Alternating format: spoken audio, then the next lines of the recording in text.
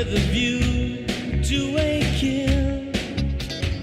A story tells Max Zorin planning to destroy California's Silicon Valley, so Bond needs to put a stop to it. The original short story from A View to a Kill was originally envisioned as an episode of Unmade's 1958 James Bond CBS TV series. Albert R. Broccoli and Michael G. Wilson produced the movie. Wilson also co-authored the screenplay along with Richard Maybotham. Albert R. Broccoli wanted to rehire George MacDonald Fraser from Octopussy to co-write the screenplay, but he was not available. Originally, Mayboham's script included Zorin manipulating Halley's Comet into crashing into Silicon Valley, but Michael J. Wilson insisted on more realistic plot. In Octopussy end credits, James Bond will return said From a View to a Kill before the title was changed.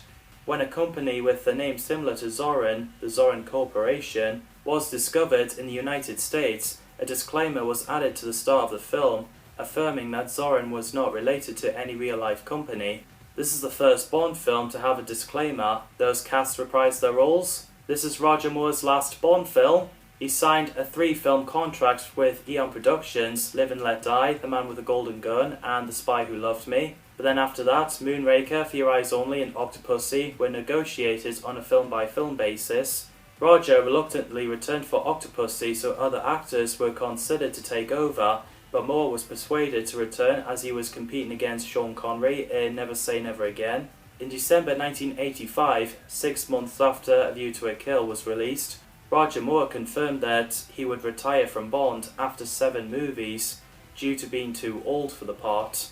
This movie is also the last appearance of Lois Maxwell as Miss Moneypenny. Christopher Walken plays Max Miller and Zorin, who was a German KGB intelligence operative and a wealthy industrialist. He's a fantastic villain. David Bowie was considered for the role, but he turned down because he didn't want to spend 5 months watching his stunt double falling off cliffs. Rutger Hauer was also considered but turned it down, so went to Christopher Walken instead. Grace Jones plays Mayday, Zorin's bodyguard, lover and assassin. She's badass! Barbara Bach, who played Anya Amasova in The Spy Who Loved Me, suggested Grace Jones for the part as Mayday, which I'm glad they casted her. Lisa Funnell says that Mayday was privileged in the film's promotion, standing back to back with Bond in movie posters that asked, "Has Bond finally met his match?" Tanya Roberts plays Stacey Sutton, a Bond girl who's a state geologist. Hired by State of California, she's the granddaughter of an oil tycoon that's taken over by Zorin. Tanya is great as Stacey. Priscilla Presley was considered for the role, but had to be replaced by Tanya Roberts because of her contracts with Dallas. Patrick Macnee plays Sir Geoffrey Tibbett, horse trainer and MI6 operative. I really like that character. Macnee is the 4th actor from the Avengers series to appear in a Bond film, following Honor Blackman, Diana Rigg and Joanna Lumley. Patrick Bachow plays Scarpine, enforcer, and a head of security for Zorin. He's great too. Willoughby Gray plays Dr. Karl Mortner. The character was born with the name Hans Glob, who's a German geneticist who served Hitler and the National Socialist regime during World War II, then later became the head scientist of Zorin. He's great too. Fiona Fullerton plays Paula Ivanova, a Bond girl who's a Soviet intelligence operative working for the KGB. She's great too. Originally, Barbara Bach was to reprise her role as Anya Amasova from The Spy Who Loved Me, but she turned it down, so a new character, Paula, was created instead. David Yip plays Chuck Lee, American intelligence operative hired by CIA. He's great too. The character was originally Felix, but it got changed. Mary Stavin plays Kimberly Jones, intelligence operative working for MI6. She's great too. Alison Doody plays Jenny Flex, Equestrian, who served as an enforcer to Zorin. Papillon Susu plays Panho, Equestrian and enforcer to Zorin. Manning Redwood plays Bob Conley, geologist who works in Zorin Industries. Jean Rougerie plays Achille Augerin, French private detective. Carol Ashby plays Dominic, French performer in the Tour Eiffel restaurant. Bogdan Kamarowski plays Klokov, Soviet intelligence operative working for KGB. Daniel Benzali plays W.G. Hoare, director of oil and mines at San Francisco City Hall. Joe Flood plays the captain of San Francisco Police Department. Dolph Lundgren plays Vent's bodyguards assigned to protect General Anatol Gogol, the head of the Soviet KGB.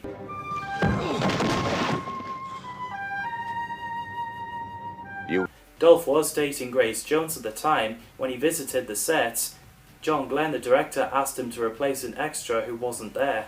Ron Tarr plays Zoran's warehouse guard. The casts have done pretty well. John Barry came back again for the music. A View to a Kill song was also written by him and Duran, and sung by Mayday Jumps. Okay, look over your shoulder. That looks great. At the beginning, during the ski chase, a cover version of the 1965 Beach Boys song, California Girl, sung by tribute band Gidea Park with Adrian Baker, is used. The reason why it was added to help imitate interest in snowboarding, which does explain why the Beach Boys song was playing in that scene.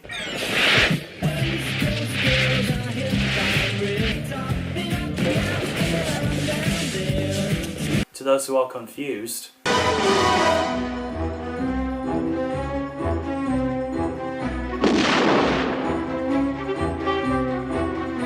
I love the remote control toy that Q was playing with.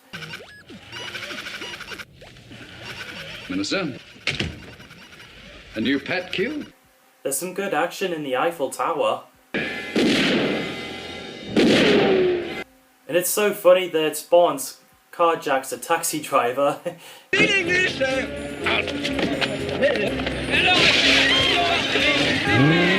Also, when there was cars crashing into Bond, the car he drives in gets ripped apart and still driving, even though there was no back. Roger has still got the humour. Are you looking for this? Quite a letdown. There's an epic love scene between Bond and Mayday. What's there to say?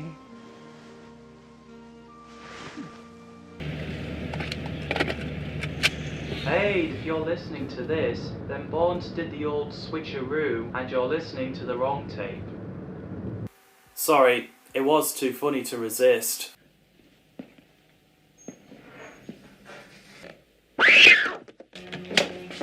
As Bond meets Stacy at the mansion, they both have company. The quiche looks nice. Et voila. Quiche de cabinet. Sounds interesting. And there's a good moment where Bond tucks Stacy in and sits on the chair while she sleeps as her protector.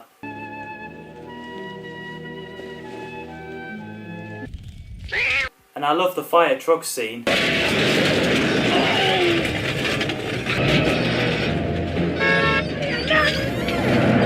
Bond is so badass, even though Roger Moore was 57 at the time.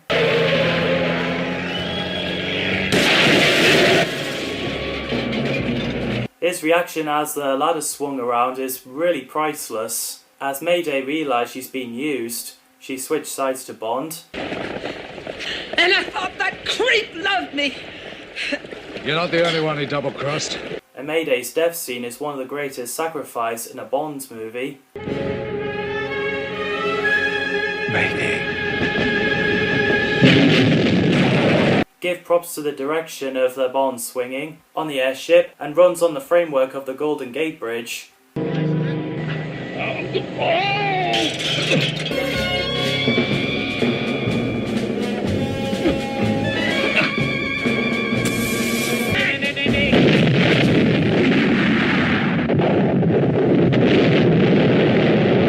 And that is the end of the Roger Moore's run as James Bond. Oh, James.